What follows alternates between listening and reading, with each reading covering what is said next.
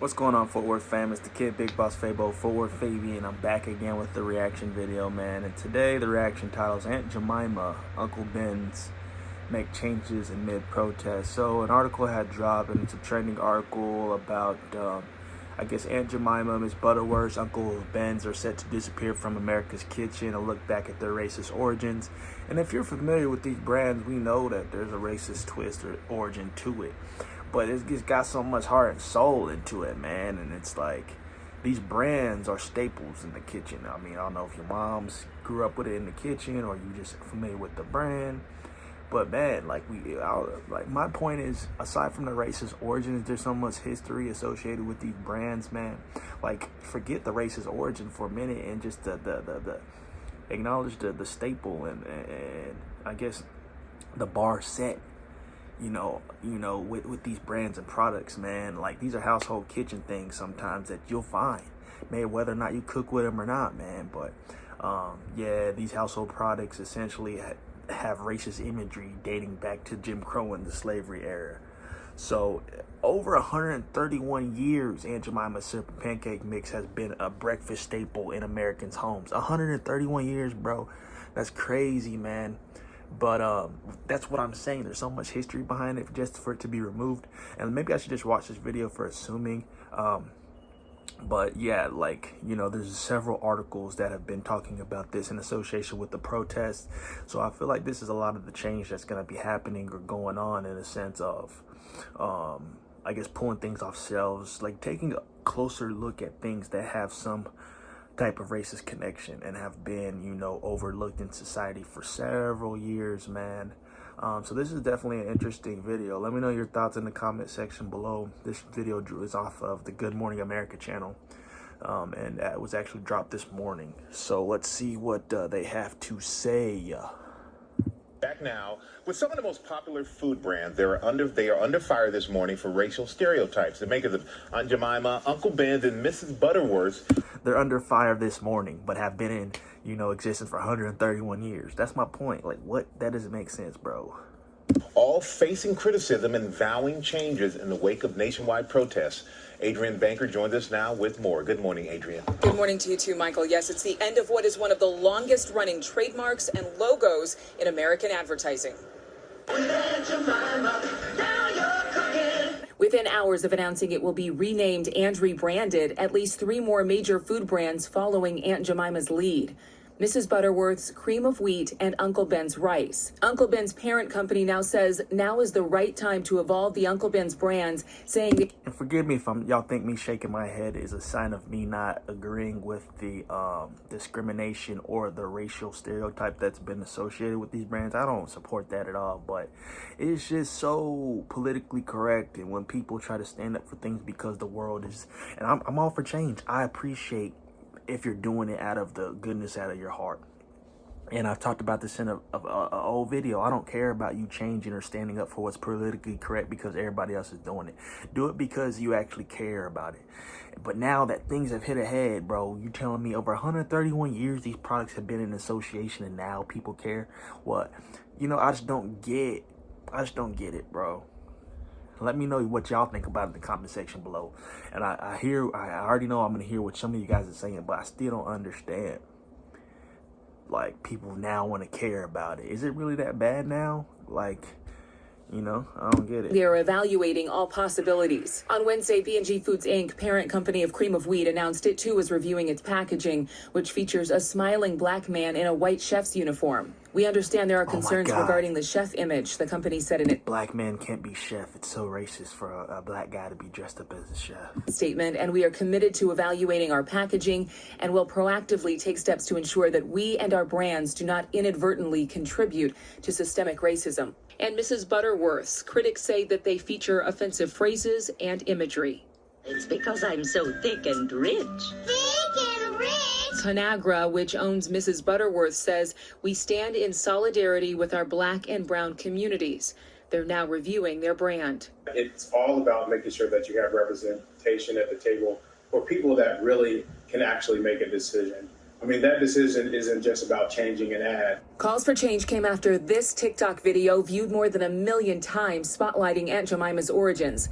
Quaker Oats, which is owned by PepsiCo, in a statement says, "We recognize Aunt Jemima's origins are based on a racial stereotype." Baby, you hungry? Let me fix you some breakfast. Aunt Jemima? Did you know the name Aunt Jemima means slave mammy of the plantation south? Okay. See, when she goes into the depth, this is the common individual wouldn't know the depth of the term Aunt Jemima, Aunt Jemima. You know what I'm saying? So now that this video has been broken down, and I guess essentially because this video went viral, people are speaking up now. She broke it down to a different level. Did you know the founder, Chris Rutt, a white man, got the name after attending a minstrel show? Think blackface. Aunt Jemima has undergone makeovers. In 1989, her headscarf was replaced with an updated hairstyle and pearls. But some believe until now, the brand had not done enough. Aunt Jemima was almost an exact replica of the Mammy character in Gone with the Wind, who was a servant, right? And so it really brings back and conjures images of servitude. Earlier this year, Land O'Lakes made its own transformation, removing the image of a Native American woman. Servitude is in Black American history. It's ever going to be erased. So don't, just because something's being replicated or something is being brought to the forefront doesn't mean that it is bringing about a negative connotation, is my point. Like, the reality is that slavery existed. And if that's going to be exposed, or let's say it's plastered as a black woman with a head scarf on a package of or a bottle of syrup, that I don't see that as a negative association, in my point. You know what I mean? And a lot of people know that blacks tend to have a little more of a more versed experience in the kitchen, in terms of they can throw down, you know what I mean? We can cook. And that's a stereotype. Not saying nobody else can cook, but why the association? There's nothing wrong with an association in the kitchen. What if somebody was using that as the association? But if you're going to break it down as Aunt Jemima was used as a specific title for a slave, a woman who was in the kitchen, or the specific term that she had used in the TikTok video, then that's when it gets deeper and you can see there's some type of negative association with it. But outside of that, man, I'm not going to just jump to conclusions when just all you're using is a black woman on a bottle. Oh, now that we're in racial heated times, we got to rethink things. You know what I'm saying? It's just too little too late type stuff to me. From some of its dairy products. And Quaker Oats says a new chapter for the brand with a new name and a new image will happen by fall of this year. Amy? All right, Adrian, thank you very much.